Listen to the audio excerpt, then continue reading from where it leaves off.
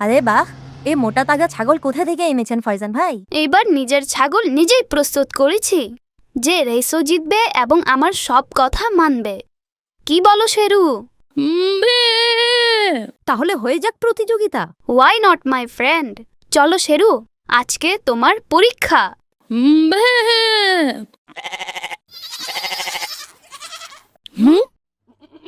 ইয়ে!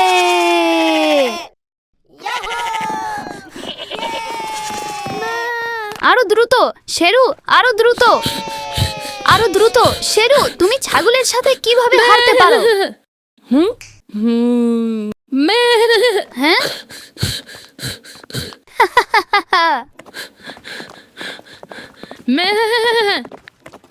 এটি তো চিটিং ফয়জান ভাই। আজ খুব আনন্দ পেয়েছি বাবলু ভাই। আজ আপনি আমার সম্মান বাঁচিয়েছেন। আপনার মজা এসেছে? আমার তো নিঃশ্বাস বন্ধ হয়ে যাচ্ছিল।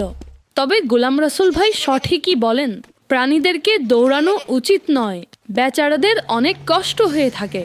আর আপনার ছাগল আসেনি তো কি হয়েছে, এখন থেকে আমি আপনার ছাগল। ও, thank you so much Bablu ভাই। আপনি কি আপনার শেরুকে এখন সাজাবেন না? কেন নয় আমার শেরু, আমি এখনই মালা ইত্যাদি নিয়ে আসছি।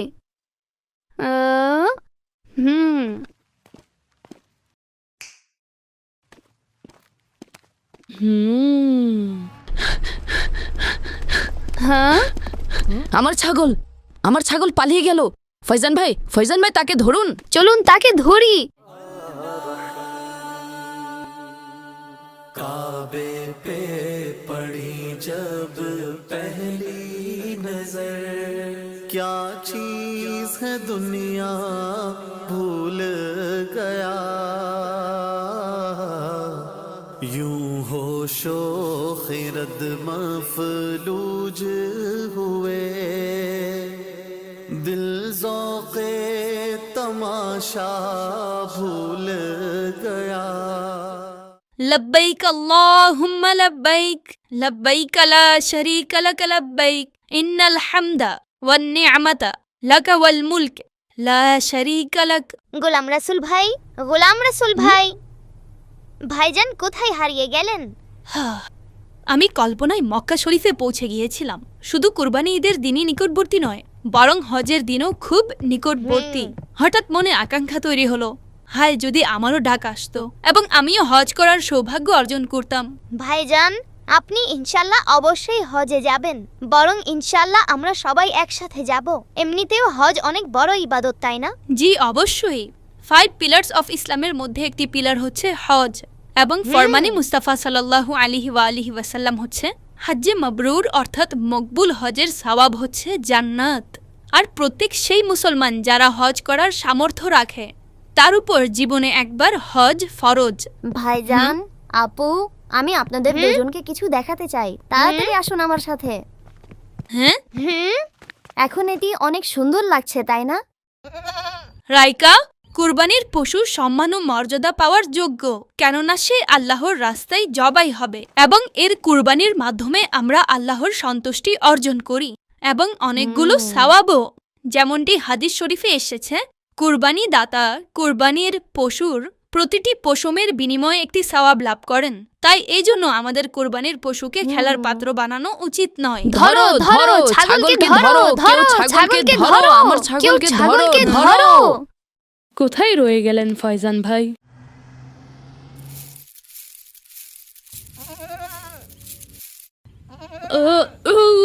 বাঁচাও, বাঁচাও। হ্যাঁ, এই কোথা থেকে চলে আসলো? ওহো, সে তো গাছগুলো নষ্ট করে দিচ্ছে। হ্যাঁ হ্যাঁ হ্যাঁ,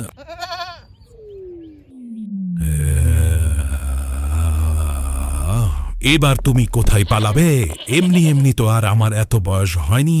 এই নিন, সামলান নিজের ছাগলকে। ওহ, আল্লাহর শুকরিয়া যে এটা ধরা খেয়েছে। বৎস, আপনি কিভাবে দড়ি বেঁধেছিলেন যে এটি পালিয়ে গেল? আর আপনার বাসায় থেকে এর খেয়াল রাখা উচিত ছিল। গোলাম রাসূল, আপনি একটু বোঝান তাকে। নোমান ভাই, যখন কোরবানির পশু এসেছে তখন এর খেয়াল করুন। পশুদেরকে তাদের অবস্থায় ছাড়া যাবে না, অন্যথায় পশুদের অথবা আমাদের ক্ষতি হতে পারে। ওহো, এই ছাগলের পিছু করতে করতে আমি বাবলু ভাইকে ভুলেই গিয়েছি। আমি তাকে বেঁধে রেখে এসেছিলাম। বেঁধে এসেছিলেন? কোথায় বেঁধেছেন তাকে? ছাগলের ছাউনির পাশে আমরা ছাগল ছাগল খেলা করছিলাম। এটি তো আপনি ঠিক করেননি। চলুন বাবলু ভাইয়ের কাছে আমরা যাই।